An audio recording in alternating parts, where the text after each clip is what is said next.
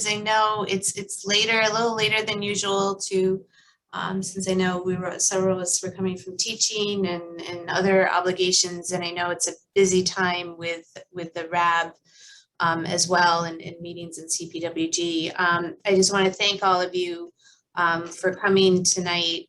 We haven't had a CAT meeting in a while. We've been trying to get our ducks in a row with the different approval processes and ethics review boards and protocols, and I'll give you a quick update in a moment to kind of get a handle on and getting the site offices up and staffed and with furniture and things like that we need to start.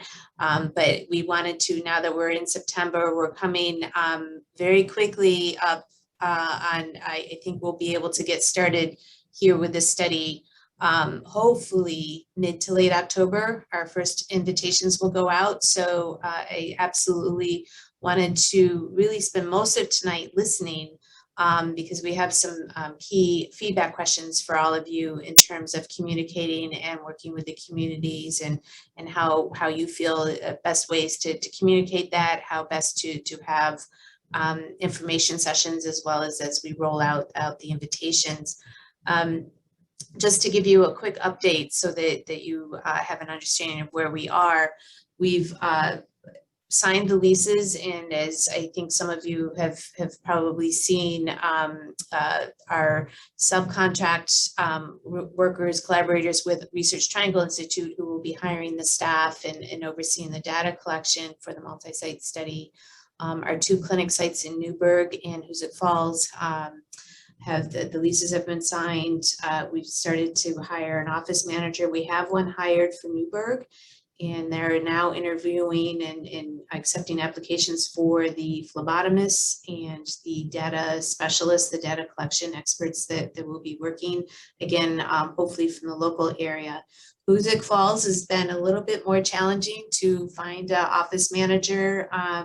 We've put out several reminders, and so for those of you in the Hoosick area, we've sent out the job announcements for that site, but if we're happy to resend it to you if you know of others, particularly that we were thinking even retirees that were in the area that might be interested in working on the study. We'd be open to that.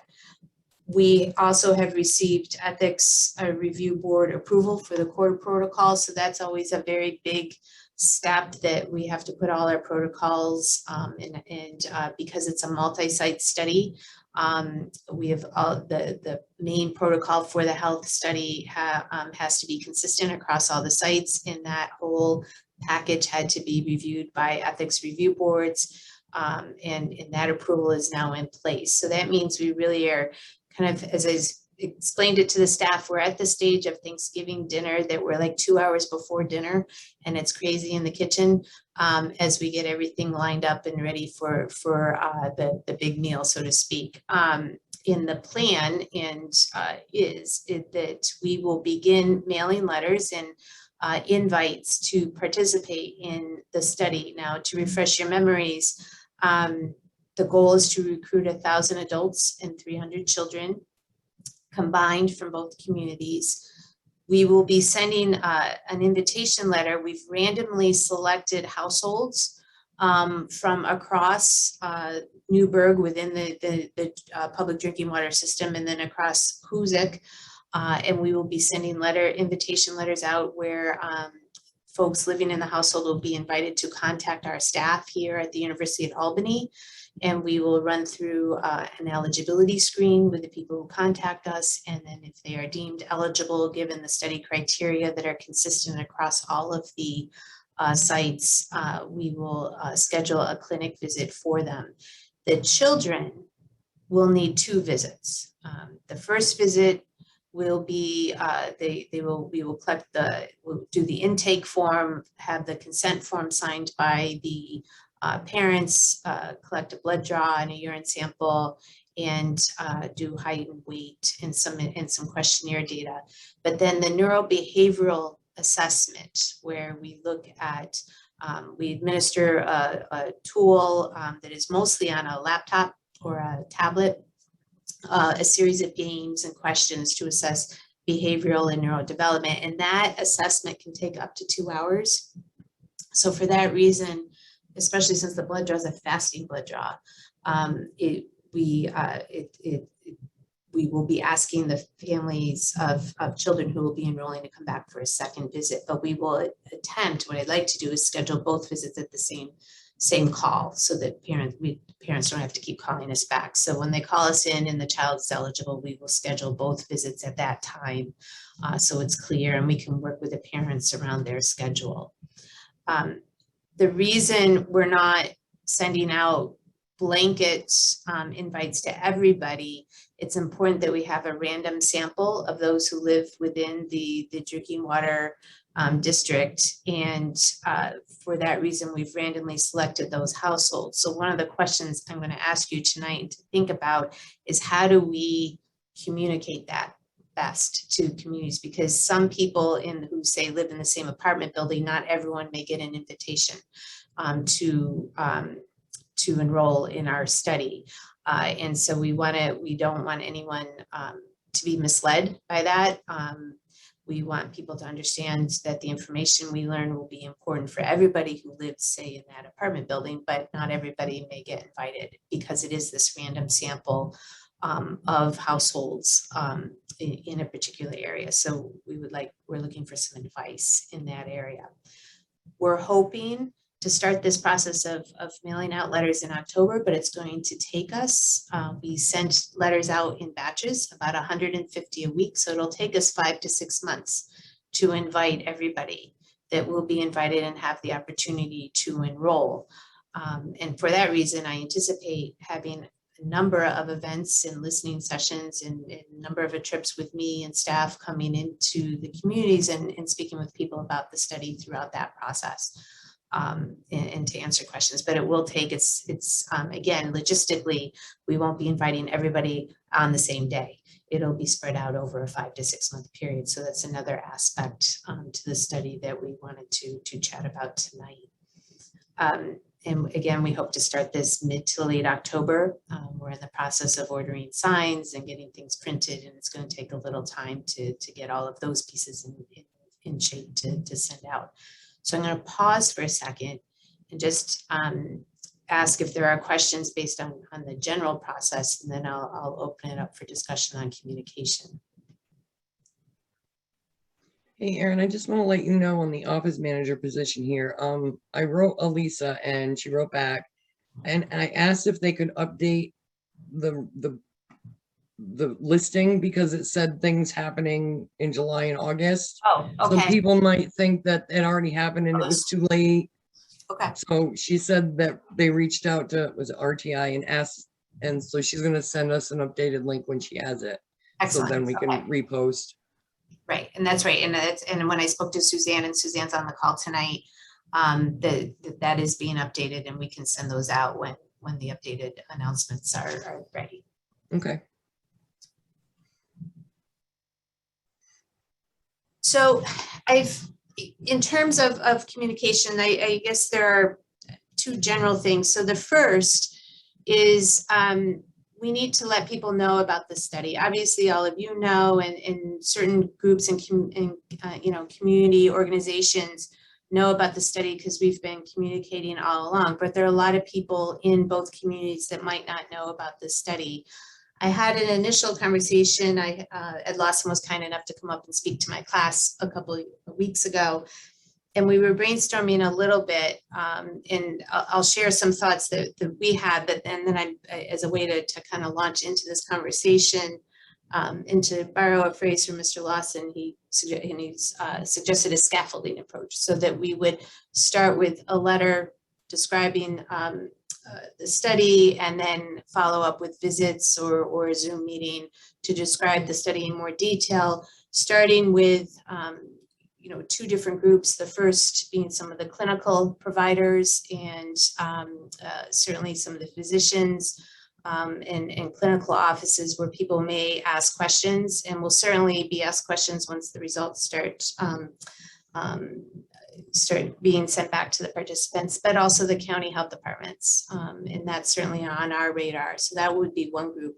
A second group that we very much want to reach out to would be the school districts, but also, you know, in the case of Newberg, the NAACP, and I've had one meeting with some of the representatives from the NAACP, the daycares and churches, and obviously the city and town elected officials will need to be, they know some of what we're doing, but we want to provide letters of information and then have visits with them. But I was curious to hear if there are other folks, you know, at this initial stage in terms of introducing the study. This is what's going to be happening over the next 5 to 6 months. We would appreciate your help in getting the word out to your groups and your networks. And, you know, starting, the idea is a letter and then following up with an in-person meeting or a Zoom meeting, whatever people are comfortable with. And so I'm just, I'll first start by asking, are there other groups and organizations in both communities that we should also be thinking about beyond those that I just mentioned? I just have one quick question, Erin. Are you going to be doing like an official press release so we can get it on the news or in the papers and stuff? So we've talked about that, and yes, so a couple of things. We're in the process of drafting a press release, and we can definitely share that with you and get some feedback on that. And then the university press office has also offered to do, you know, in coordination with the health department, do a joint press release, and we can certainly do that with elected officials and community members present with that. So we will have that. We have also started to have talks and have an agreement with a media marketing firm who will help us with some of the digital media and Facebook postings and things that we can share. And Lorraine, if you're willing and would like to put things out on your Twitter feed, that will help us along those lines as well. So we'll have those launches. I anticipate we'll have something big-ish like that at the beginning, but that we will need to have a series of events over the following 6 months. But we do anticipate kind of a launch press release that says we're starting. But again, because it's going to take 5 to 6 months, we're going to need to have a series of things over that time period.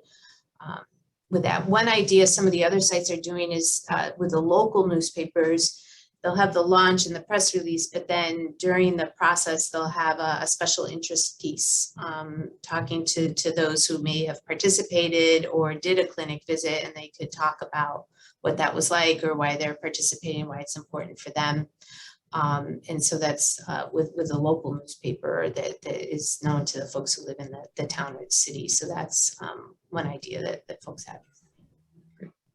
Our next public CPWG meeting is the 26th of October. So that'll be right around the rollout. So we can pencil you in so you can do a presentation that night. Great. Perfect timing. Yeah. Great. Good. Okay.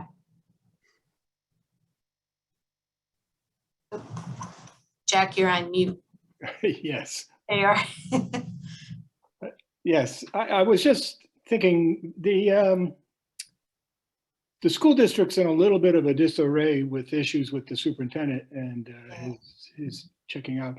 I'm wondering if using the teachers union might be a better approach and get to the teachers.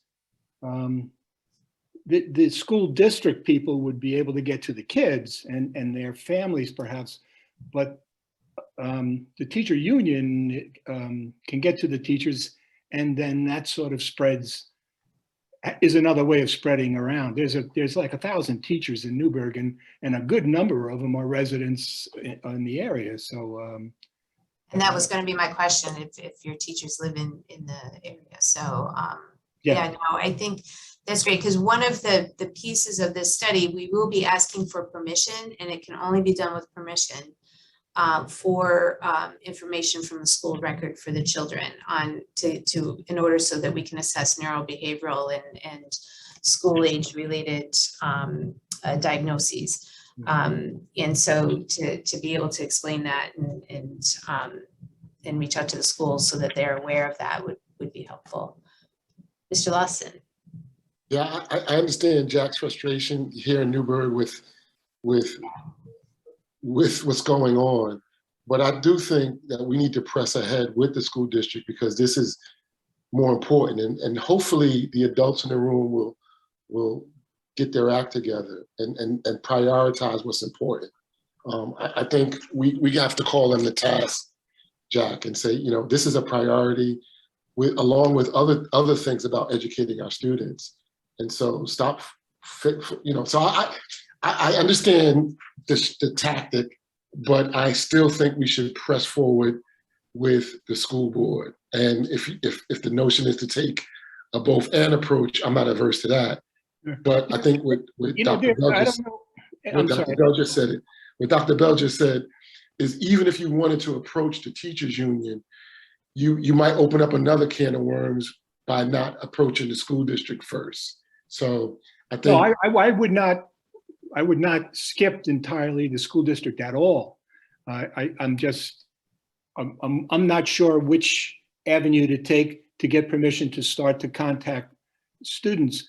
There is something that I was just thinking. I don't know if it still exists, but there was a situation in Newberg years ago where parents groups were kind of there was a single group that organized all the parent groups from all of the buildings.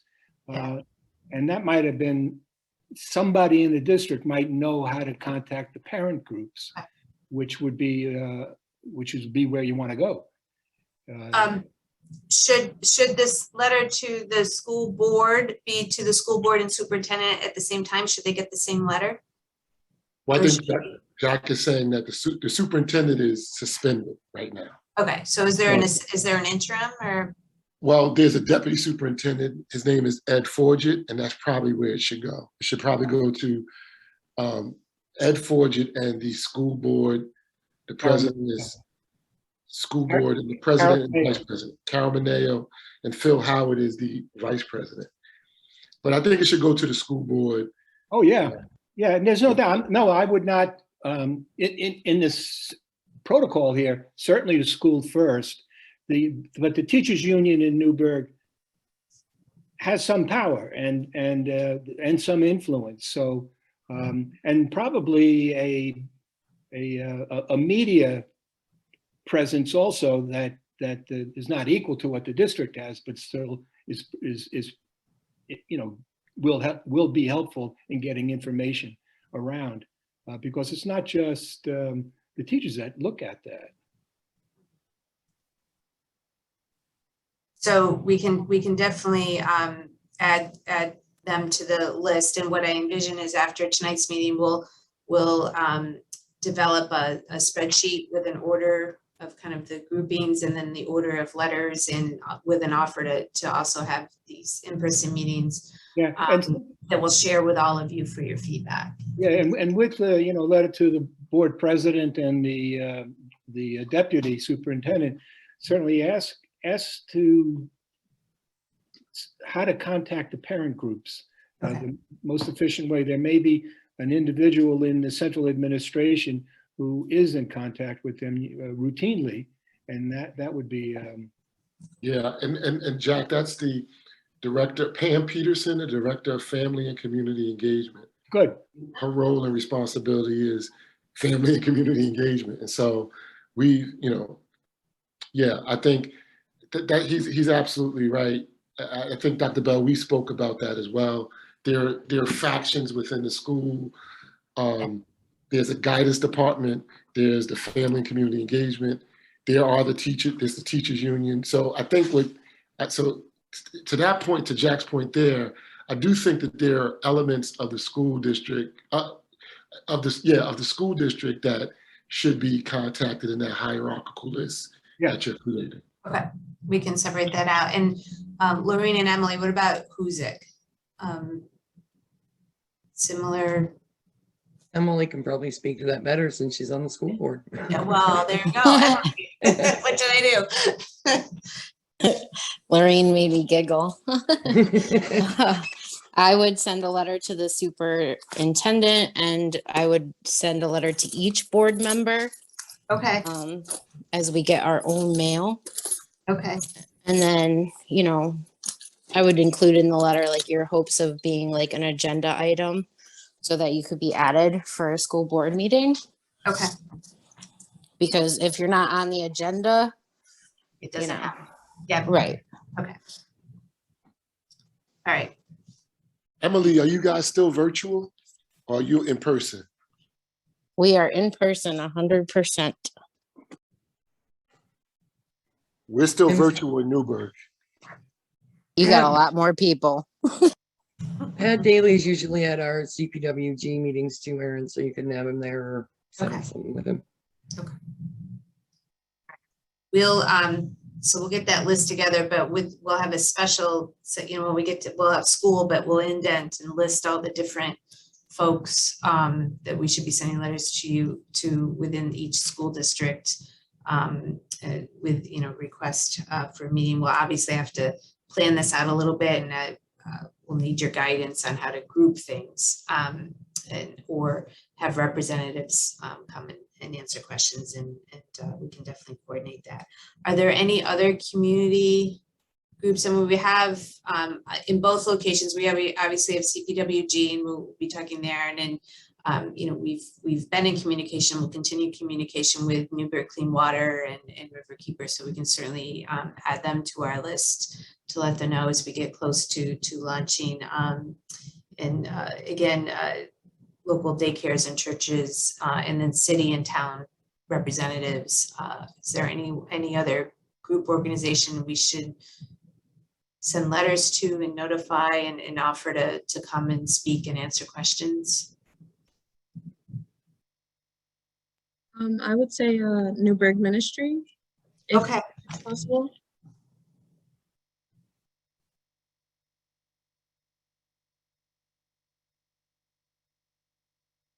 okay.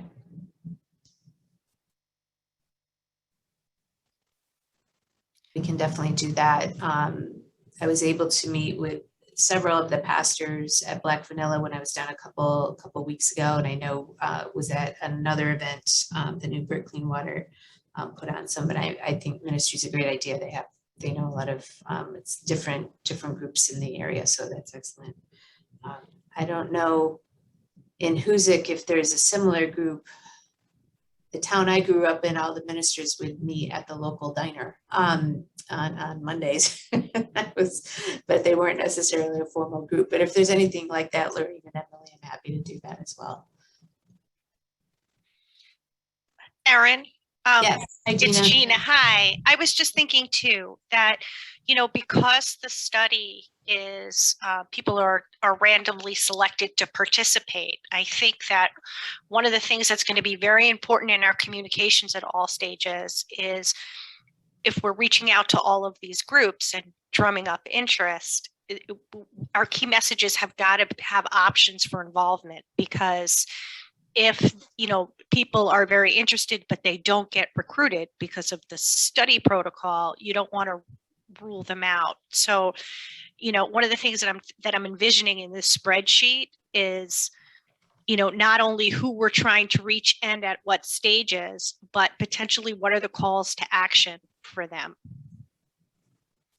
Right, and that was actually where I, again, and thank you, Gina, because that was kind of my next question to everybody, is how best to do that, because we are aware it is a confusing thing because not everyone is going to get an invitation.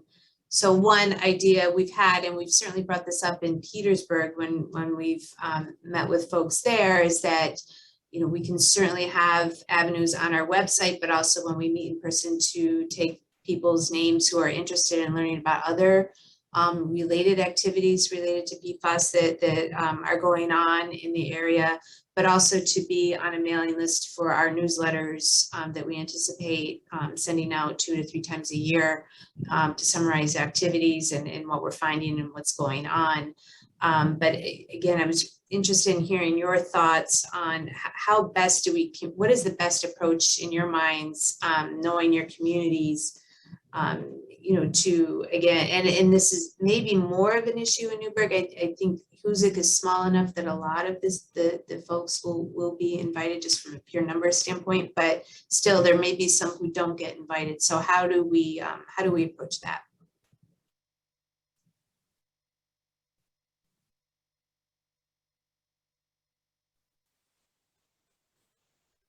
And again, just to kind of provide some of the things that we've already thought about on the media campaign that's leading up to the launch, the call to action is letting people know about the study. They can learn more about it. And if you're interested, check your mail, right? Because that's along the line, Lorraine, of the yard signs that we developed for you guys, right? Like studies launching, check your mail. So, you know, again, that was just one way that we were thinking of getting a very clear and tight message, but that's just, you know, that's just the beginning of all of this. I think Gina is dead on about call to action, because oftentimes we make requests, but there is no driving call to action. So what are we asking? What's the request? And what are we asking people to do? The thing that I'd like to add, the dynamic I'd like to add is multiple delivery systems. And actually, I think maybe this group can speak to how best people receive information. What I'm going to recommend is that we actually go, you know, the old adage is meet people where they are. And what is that going to look like in various places? In Newberg, it means going to where people don't go to normally. So the housing projects, they all have community rooms, community centers, the churches in the community. Going there on a regular and consistent basis while you're doing all of the other stuff that you're doing, but also do it there. Schedule a meeting where all of the residents know that there's this rollout of this, Gina used the term media campaign. Part of the media campaign could be advertising or talking at these particular housing complex. I think it has to be, in my mind, a multidimensional approach to getting the message out about this program if we want to be intentional about it. So one of the follow-up question I have with that, all right, is it okay if we go there, and that's perfectly fine. Will people be okay? The call to action will be stay tuned, keep watching your mailbox. Is that a sufficient call to action at that point if I'm in the neighborhood? Yeah, I think so. Now, so just help me to understand something. The random nature of, so I know that you're sending out mailings to random houses. How many mailings are you sending out initially? Or is that an ongoing thing? It's an ongoing thing. It'll be 150 to each community every week. And it's to add individual addresses. So it's not just, so it could be, say you have an apartment building, it could be 1 week, 2 people get an invite, the next week might be 2 more, the next week might not be any, the week after that might be 4 because of the random nature of how we're doing this. And again,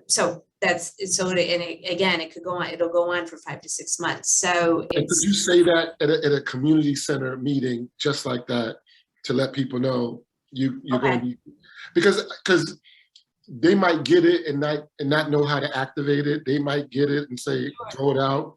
So I think it's, again, multi-dimensional delivery systems, and you will be able to get to our 500 number, men and women, and 200 children, I think. Okay. All right. We can, I'm happy to, and we can bring examples of what it'll look like too. So it's clear. And we do have the posters that are the same as the yard signs that we can hang up around, you know, if people want to do that. So, but I'm happy to explain it like that. As long as I was concerned that people might get upset, that, you know, they're not, you know, we come in and talk about it and then they don't get an invitation. Yeah, I think they would be upset if it wasn't explained to them, which is what's been going on.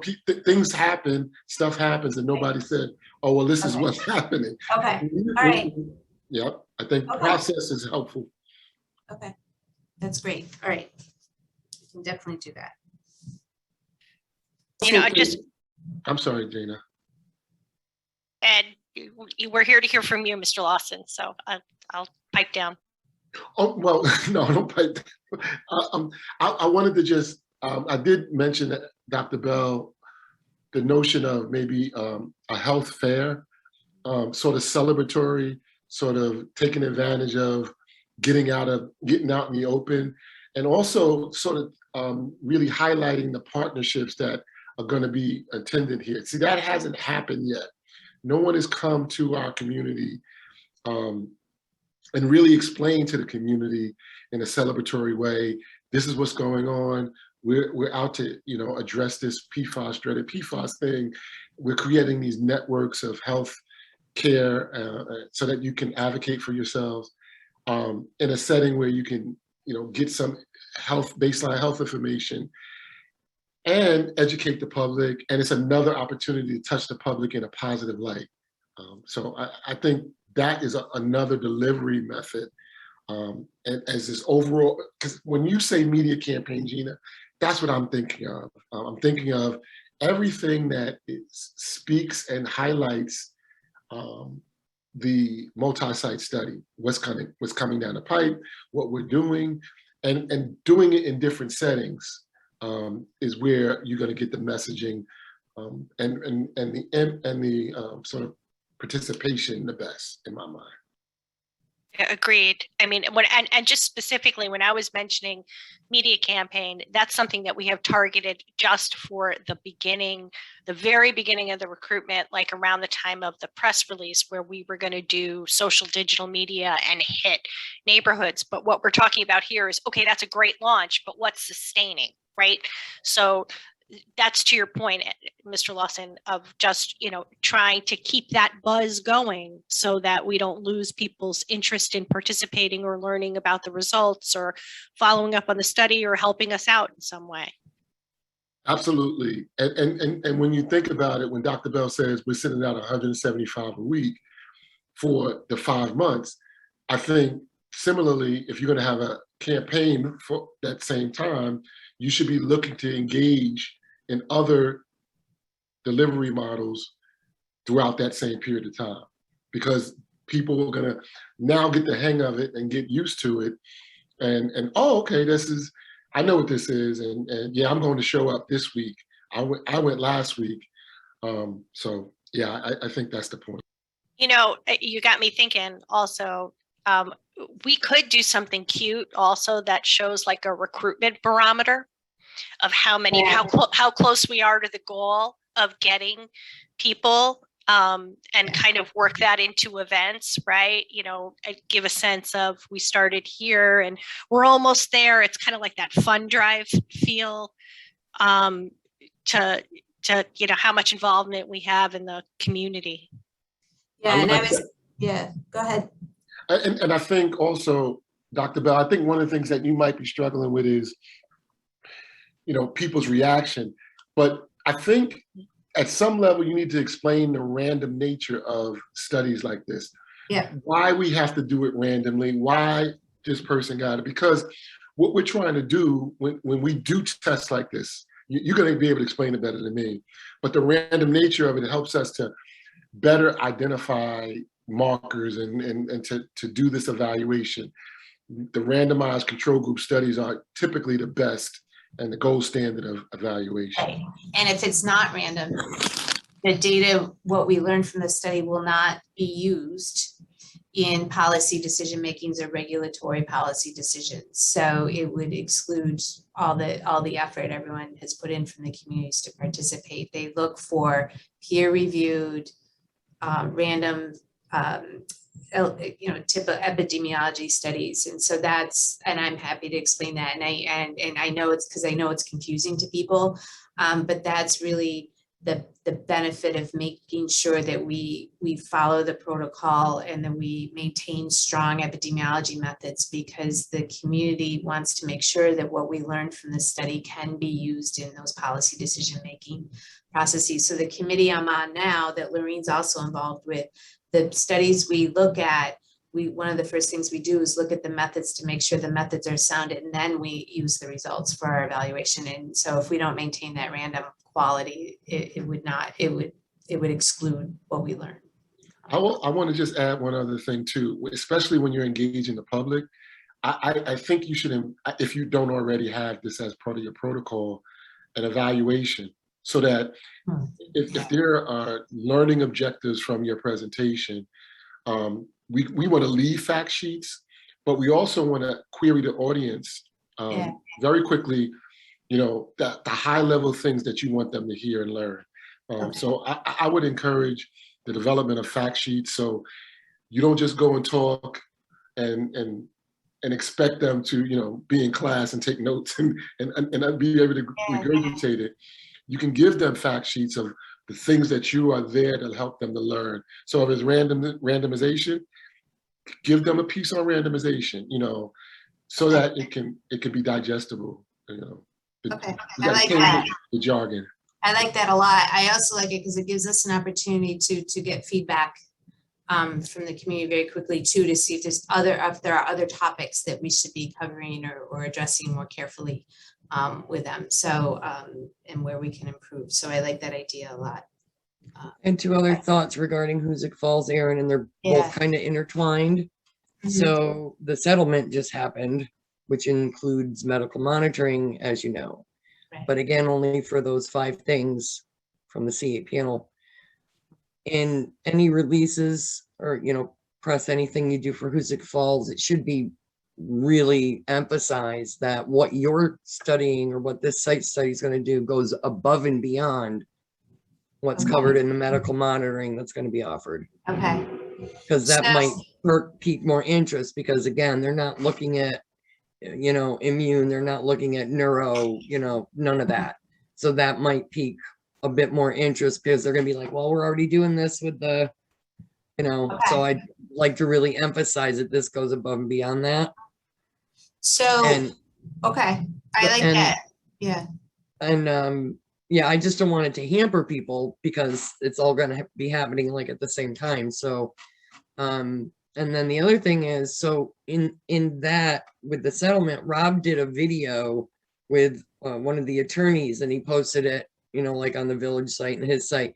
They get watched. So maybe you can sit down with Rob and have him do like a 15-minute or 20-minute, whatever, informational video on the site study, so he can post it, rather than have you come to Hoosick Falls and go to a village board meeting that 6 people attend.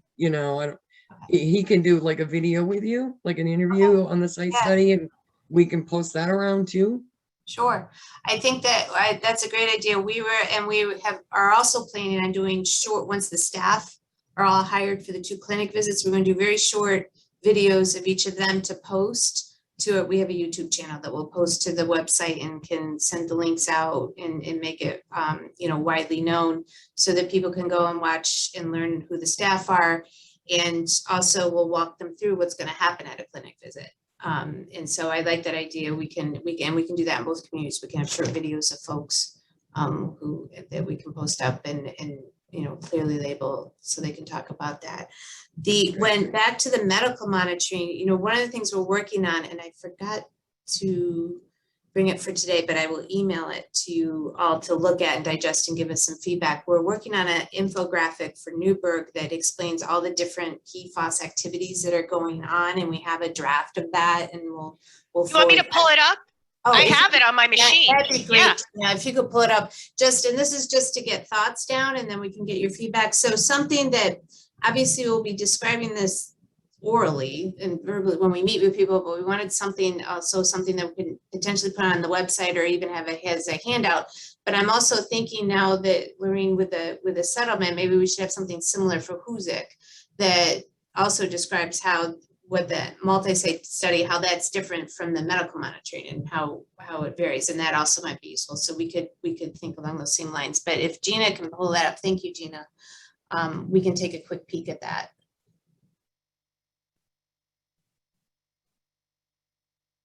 Oh, I need to give you, after 18 months, you'd think I know this. Can I give you access? So Elisa, you might be able, are you able to give Gina host access? If not, I can look for this thing.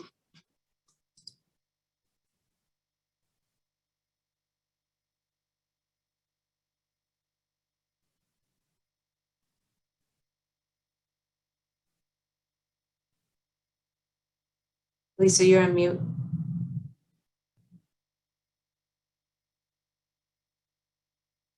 Hey, Gina, if you email it to me, I can pull it up.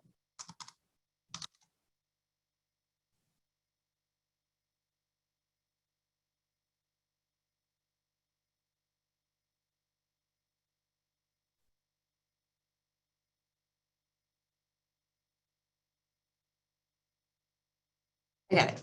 I got it right here. Hang on.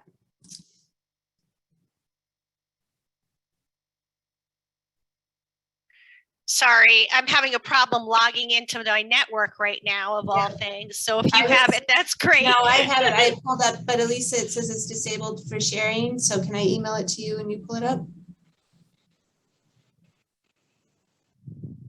I don't know. Elisa might be having. It's not.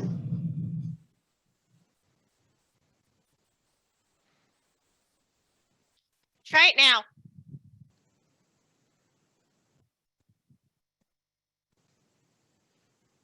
Oh, no, it says host disabled participant sharing. Yeah. So Lisa, I just emailed it to, maybe if you want to play, we can continue on our discussion. If not, I'll email it to everybody.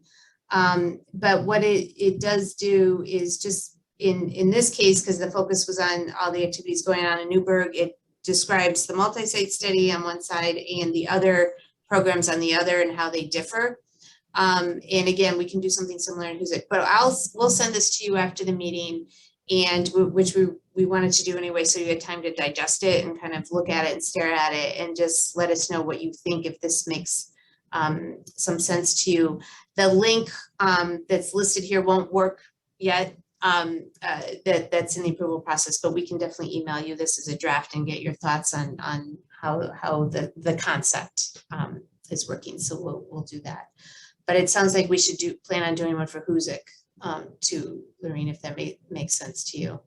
And again, that one was really just compared various New York State that's true. Studies. Yeah. So Hoosick, I mean, it was for Hoosick and Newberg, but we could, we could add another column to it like we didn't include the ATSDR, biomonitoring, we didn't include the medical monitoring, but I don't think that there's any reason that it's kind of like a grid approach when you see it, that like this does this and this does this and this does this, but it doesn't do this, and you can just see what the difference is in it. I wish we could share it because it would be helpful, but we can't.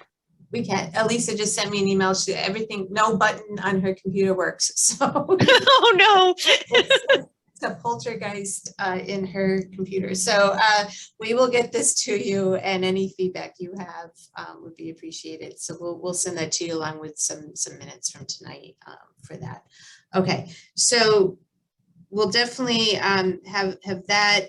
We've talked about communication and then obviously the in-person and Zoom meetings where we can explain the process, answer questions. I love the idea of an evaluation, and we can come up with some questions there. Back related to one idea we also had, and we were discussing with RTIs on our website, having the capacity for people to sign up for newsletters or additional information if they were interested. Is that something you think would be of interest to people? I do. Okay. All right. But I also think that people engage information differently. Mm-hmm. I'm a big proponent of something Lorraine was talking about, videos and interviews and things of that sort. That's really interactive stuff, not just somebody static talking to people. Yep. Yeah, I mean, setting up a little YouTube channel, for the project might be pretty neat. Yeah, we had for the last study we did that was exclusively with kids, we had my staff do a little video, and they talked about why they liked working on the study. and why they do, why they're in science, and then walked the kids through on the videos, and it was a series of videos. It just wasn't one long video. It was so they could click on once they wanted to, walk through the different things that they were going to do at the clinic visit, and show them the machines, and show them, the different ways that the study could be used, and just try to make it as much of a conversation as they could. So we can definitely do that. So if we have a website, and we'll have a Facebook page, and we'll have this digital media, are there other avenues, other public ways of communicating? Obviously the letters and in person, but are there other types of media we should be using or thinking about in the two communities? You just got me thinking also, like, if we could do something for like a waiting area loop for kids who might be nervous about a blood draw, just to pick up on some of those themes and do something cute for them, again, to show them what it's going to be like when they get there. Maybe that something like that might be helpful, like a 45-second kind of a loop that ran. Oh, I like that a lot. I'm sorry. Yeah. That's a great idea. Can you think about a welcome package where a child or a family gets something that sort of walks them through? Imagine if you can videotape, the journey that you're going to take or about to take in the process. That would be way cool. Just to demystify the process. Yeah. Because again, this is new for everyone, and especially for kids. But imagine if it was a welcome package that was a video that sort of, this is what happens, and then this is what happens after that, and this is what happens after that. And if once you get your results, these are the places that you can contact. Yep. That kind of interaction would be amazing. We can do that. We can. And then, we could break those pieces up too and use them for various parts as well. You know what I mean? Like, so, get ready for your visit, for your health clinic visit. What happens next? Like, and then you could run the whole thing potentially on a loop. Yep. I was thinking, do you have a single logo for this whole project? I was with that, putting it on a grocery bag and giving away grocery bags. People are carrying those around. They can be seen, or even T-shirts for kids to wear. They'll wear them and people will see them. We do have a logo, and it will definitely be on all the mailings. And we, in the past, have done that with, I actually have a tote bag from a previous study and magnets, but the tote bag I like, because that is, and you're right, that is something that they could carry with them, or a T-shirt, or even a pin that I participated, if they want to take that. So we can definitely explore that with the logo that we have for the study. I think that's a good idea. And the kids, and again, we would do that with the kids that participate in this other study. We gave them certificates that said citizen scientist. Oh, that's awesome. And so I think for the kids in particular, we can give it to the parents too. Sometimes they secretly like these things, but for the kids, I think we can definitely print that out with a logo, and both Betsy and I can sign it, and the staff can sign them. And so that's a super idea. I think we can definitely do that. What I was going to ask Suzanne, because she's on, and I know at one point the Newberg site I was looking at had a TV out in that waiting area. I don't know if that's still there though. Oh, hi, Erin. I think that is still there. We'll double check. Okay. But yes, I think that was still there when I was up there visiting. What do you think about the loop idea? Do you think? I think we have some worst case scenario, we have tablets here that they could look at when they check in, but we can also obviously post them to the website, but not everyone will look at them ahead of time. So if we had something when they walked in to look at, you think that's doable? I think that's doable. I think also the participant packets that will be mailed when your staff finishes screening for eligibility, I do think there's also several sentences there about games they can bring to keep them occupied. This will be a long visit. And so They won't always be in that waiting room looking at the TV, but they can go out there, especially in the Newberg area. And the Hoosick Falls office has a nice waiting area as well, and some options for kids, you know, to keep them occupied and whatnot. We have started in Michigan and have just recently saw a family of 5, and you know, it's busy. It's a lot of things to get through, but they did really well with it. And I think the video idea is a good one if we can get that process filmed for them or put that on the tablet. I'll follow up with Ariana about that. Okay. All right. And we can definitely put the video together on our end, and get that. That's yeah. I would do several segments of it. You know, you'll want like 45 seconds, 2 minutes, and maybe 5, but or whatever. But you know, break it up so that they could be used for various entertainment spots and points. Okay. I had a question about the games that was just mentioned. Is that something that parents or kids would bring with them, or is that something that we're going to provide in the waiting room? No, that is a very good question. They're being told to, if they want something to occupy their child, to bring that with them. There will be, due to COVID and some of the sanitizing procedures we have to go through, we don't want too many things and that we have to keep wiping down and whatnot. But it is on the materials that I think all of the 7 awarded sites have for the child participant section. But we can go back and revisit that. Yeah, we had all planned on having things there for them, but the COVID protocols have limited that. But maybe we can chat about some ideas. Yeah, I've been in a lot of these public meetings, and there are designated people. I was just at the Omega Institute, and there were 4 people whose job was to wipe the mic off, to wipe other materials that we were sharing, and that was their designated duty. So I think at some level, I don't think the expectation of having families bring or have their children bring things is real likely in this situation. So if there's a need to have kids engage while they're waiting in this long process, we need to think seriously about what that looks like in both communities to make sure that things run smoothly. And I do think that just demystifying the process, so this looped thing, or as someone what Gina was sharing, you know, these segments, journey map type things are helpful, but it would be cool if a part of it, once you get there and it's gonna be a long day, there will be certain activities. We might show a video. Maybe that's the other. I'm making this stuff up. You guys are the experts, but I do think we need to think and rethink through what happens when people get there, and not expect them to plan for their children to be occupied for that whole time. Okay.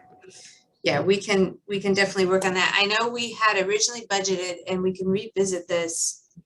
I mean, there are things that we can look at things that are obviously wipeable and cleaned down, but we had also, I think, Elisa, we can look at this budgeted even for some crayons and some coloring pages that could go home with them. Because you can, you know, just, so there are things, and we could have coloring pages that are related to the visit. Because we can make our own. We had found that before with this previous visit. So you're right. We can revisit that and try to find some things that would meet the COVID protocol standards, but yet have, especially if people are coming in a taxi or on a bus, it's going to they can't look a lot with them. So so we can work on that. Yeah, Mr. Lesson. Yeah, so when we say kids, is there a certain age group you're looking at? They're over 4. To be in the study, they have to be over the age of 4. They can be as old as 17. And although my assumption is that most of the children we get will be younger, school age, just, you know, elementary school, but you know, it would be nice if we did have some teenagers. And again, we can think through that in terms of what would be appropriate. That said, just again, based on past experience, it would not surprise me and would be very appropriate if a mom shows up with 3 children, 2 are in the study and 1's too young, but she's not obviously going to leave the baby at home. So we're going to need to maybe think through that a little bit and plan for that. And the reason why I'm asking is, if you're in high school, the typical high school programs ask, you can directly market directly to the students with a parent consent form.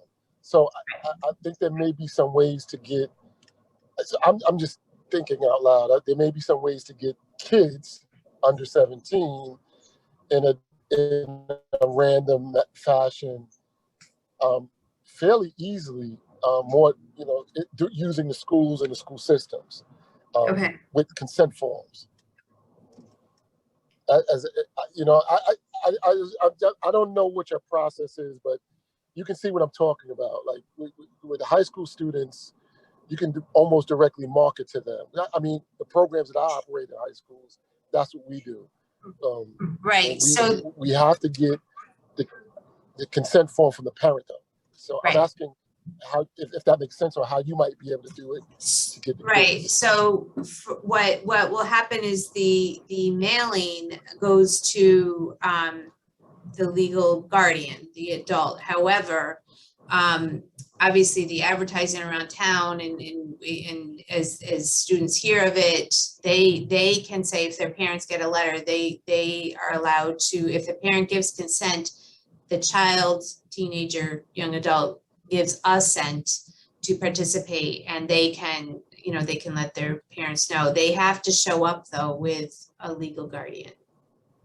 No, I understand that. I'm asking a specific question. So like, the only way you can do the randomization is through the mailing. Like you couldn't go to the school, do a random sampling and invite those kids to an outreach meeting where they can bring the consent form home to their parents. Right. The way it's set up, it's random from that household address. So it's Erin, yeah. One of the things that might help get through to the high school is that you can check to see if they have their TV station up and running. That runs every morning at NFA. And if there is some video stuff that you can give to them to show, you're going to get 3,000 kids seeing it. Okay.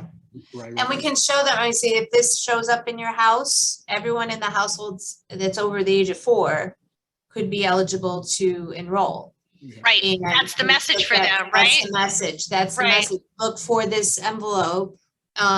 And you have, and if it shows up in your house, you would be invited and eligible to enroll if it's okay, as long as your parents or your legal guardian, we can come up with a language, say it's okay.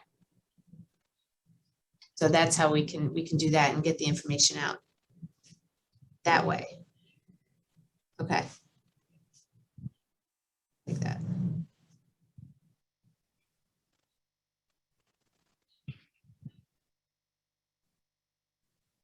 Ed, your hand's still up. Is that you have something? No, I'm sorry. I'll lower it. That's okay. I just want to make sure you didn't have another idea. Are there other ideas?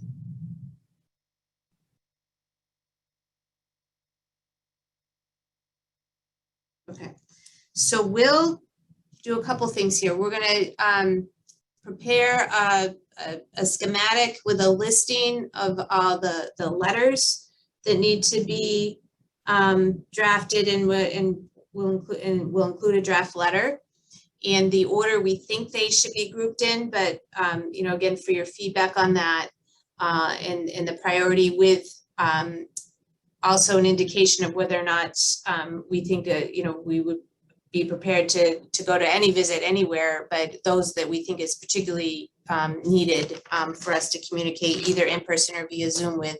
We'll also send you the draft document we've been playing with in terms of describing how the multi-site study differs from the other activities going on, for your feedback on that.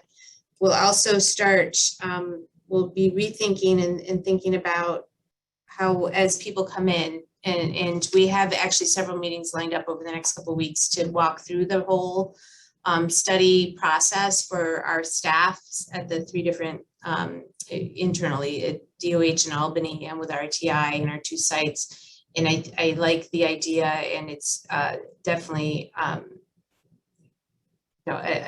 excellent point that we need to really think about when someone comes in and are welcomed at that moment, how that process is going to play out, especially if they have kids. So we'll revisit that and see what we can do there to improve that and summarize that and send that to you as well for your thoughts. Then we'll also lay out a plan for videos and how to get those in a loop, but also to post to the website and link to on our Facebook page, and it can also be tweeted out as we plan for those steps. Okay, any other updates? I mean, again, I think we've talked about a health fair. We do think we'll have an initial launch period, and I guess one thing we should think about is maybe the location of what that might need to look like if we do it in person or if we have a series of things. And then throughout the 5 to 6 month process, where should we have these activities? So obviously, we've talked already about going to specific neighborhoods and residential areas and residential buildings and churches we've thought of. Are there other locations we should think about in terms of having some sort of bigger event where we're answering questions or having a health fair or having an information session?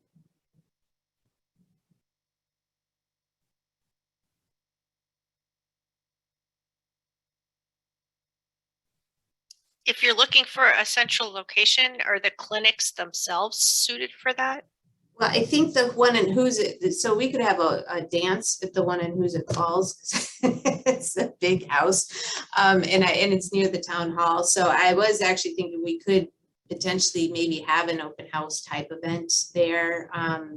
We'll have to talk to RTI. It's, because we have equipment there, but we could have something. There's a big yard, so we could have something outside and maybe have a health fair. I think Newberg, that's more difficult where the clinic is, but we can certainly talk about different locations for a health fair type atmosphere. Almost across the street is Gidney Avenue School, and okay. There's a playground there and a big parking lot in the back. The building will be visible. Okay. Is there a sign in front of the clinic that can be used with a pretty good logo? And there will be. That's my homework this week is to get those signs ordered so we can get those up in both locations, both the prominent sign, but then also on the door themselves so people know how to contact. Yeah. Okay. That's right. There's the Gidney Avenue School there, and they have a huge ball field. Well, they don't play ball on it, but it's a huge. I worked there for 17 years, Ed. That field we use for all kinds of stuff. Yeah. But yeah, it's a huge field. Yeah. So for some folks from DOH are also on the call. Do you think this is something we could team up with the county health departments and also for the people in the community? I mean, would that be, if we were to do some things that were like a health fair, could we team up with the county health departments? Would that be of interest?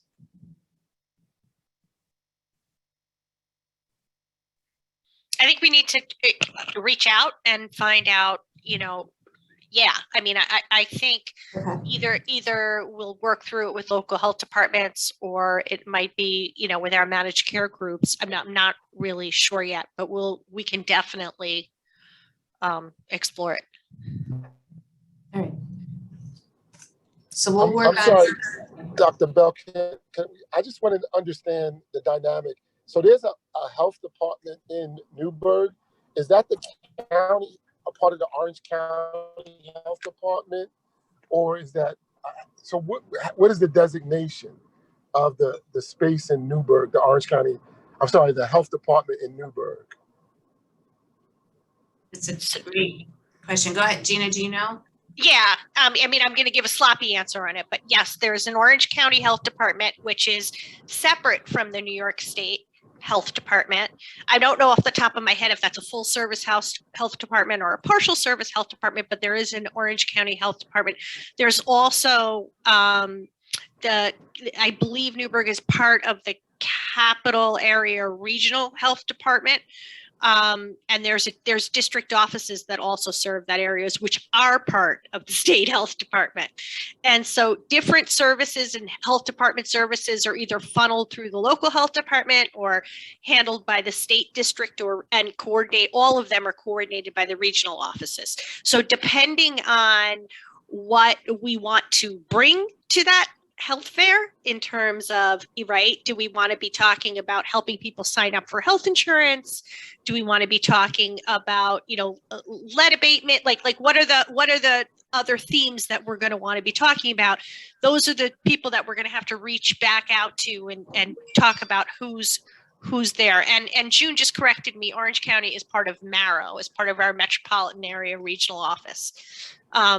So I don't have the map in my head, but just to explain it, like there's different jurisdictional parties are at play depending on what services we're looking to provide. It's clear as mud. No, I think that's very helpful. But I think one of the challenges is the community doesn't really know what resources are available to them or access to them. So when you ask, what do we want? I think really what we want to know is have access to resources and information. Yep. And just that, well, you said it was muddy, but it was clearer than anything that I've ever heard before. So I mean, what we can do is definitely have things like who to go to for help with very, yes. Our most popular things, like how do I get vital records? How do I sign up for health insurance? What do I do if I have lead concerns? Who do I talk to about my drinking water? And we can definitely tick those things off and have, information like that. In terms of the staffing of it is what I was thinking, if we're going to have, a table there to help people sign up for health insurance, like we would try to get somebody from our, health services department at the health department. So that's what I meant by what are the things that we want. It's more of, we'll have to think through like the staffing and what we can offer there, but we can definitely put together directories of information. That's easy. Super. Just to follow up, Gina, I think what we want to do is maybe ask the public about needs, interests, and concerns, and in that way we can get to a better question. So it's an ongoing process. But what you just described, who does what, and that's great. That's a great first step. Thank you. Yeah.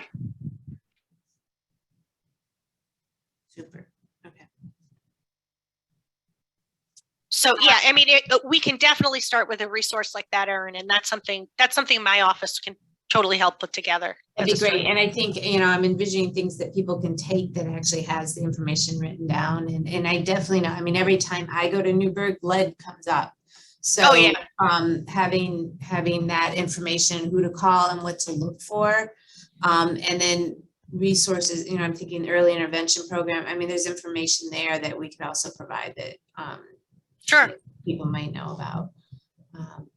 Hi, so I have a question for Laureen, and then I'm going to introduce someone to all of you. Laureen, what about Anne Emily in Hoosick? Is that something of interest, or are there other things that events that we should have that's more similar to a health fair, but the same for Hoosick, or do you just think we just talk about the study, or what do you think? I think an open house at the site would be nice. Okay. Whether you need to do a full-on health fair here, again, with handouts or information laid out on how to sign up for the Fidelis Healthcare state thing, or having that information there so there's more than just looking around the site study would probably be helpful. Okay. But I don't think you need to go I can't even think of other than like band events or something where you could come and do like a separate health fair or something, just it's too small here, for kind of anything like that. But I think an open house at the site with whatever additional information you decide to offer would be cool. Okay. Great. And we can pull you and keep asking what types of information people might be interested in both communities, and we could create something that would be meaningful to everybody. I would like to pause for a second. Many of you, when we first formed the CAP, you met Maria Galuzzo, who was our recruitment coordinator. And if you recall, she accepted a position at the Centers for Disease Control and Prevention and moved to Atlanta last spring.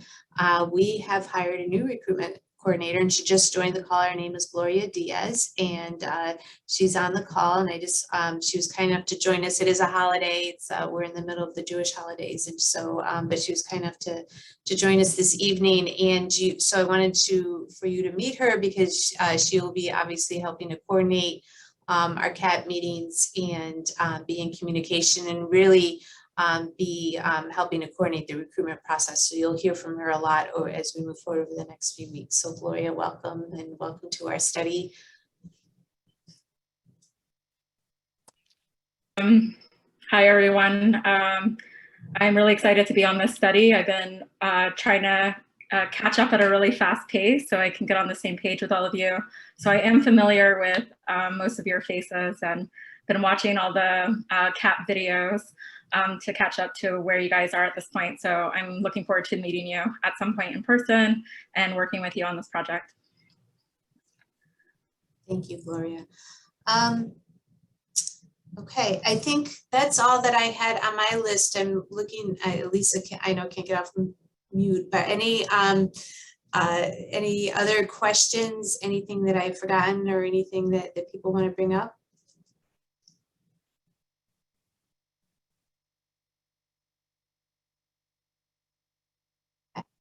So I will, as always, feel free to email us if you get off. I'm sorry, Dr. Bell. Oh, go ahead. Yes. So one of the other things that happened is, Newberg his site has been approved for remediation. So what that means essentially is that we'll be moving from a rack to a RAB.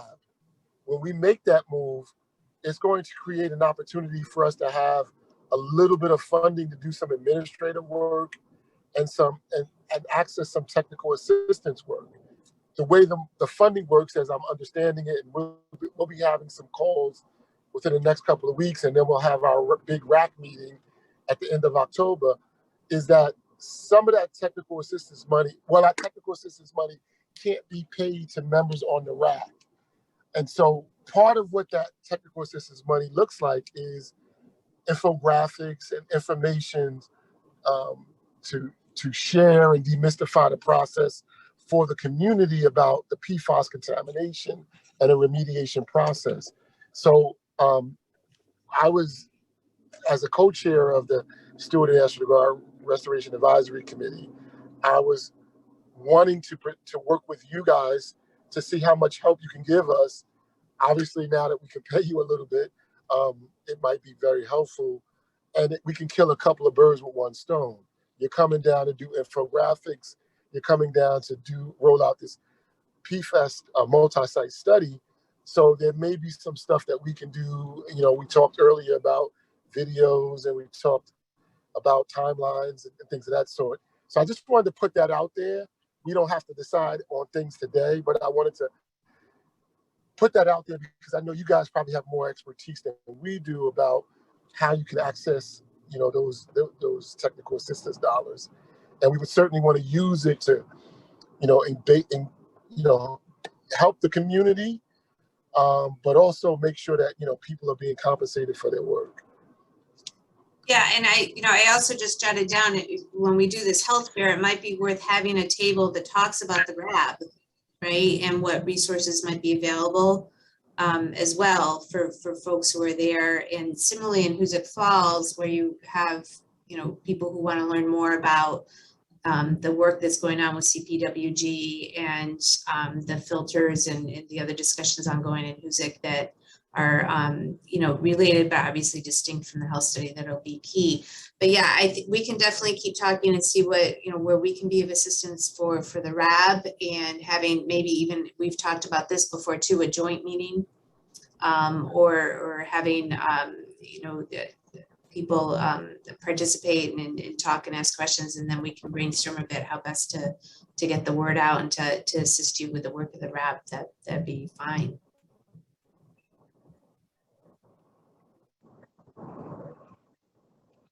Great, thank you. Okay. Anything else? Okay, so as always, we'll post the recording of this evening to the website with a transcript. We will also, as I mentioned, we'll be out to the CAT members. We'll send the documents that we would appreciate your review on. And if you think of anything else or have other ideas, definitely you're welcome to email me directly at ebell@albany, but you can also use the PFAS at albany.edu. That one is definitely monitored all day long. I take off for teaching and in the meetings, so we can definitely track it very quickly with a PFAS email.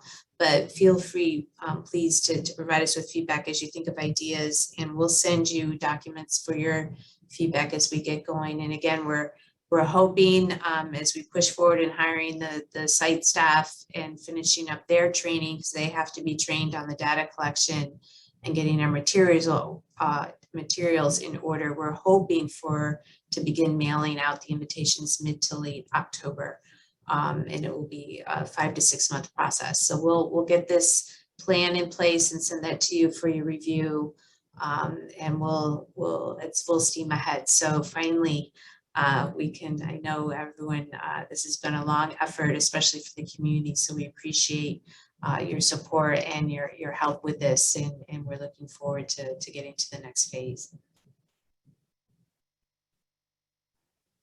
Well, have a good night Thank you. and stay dry.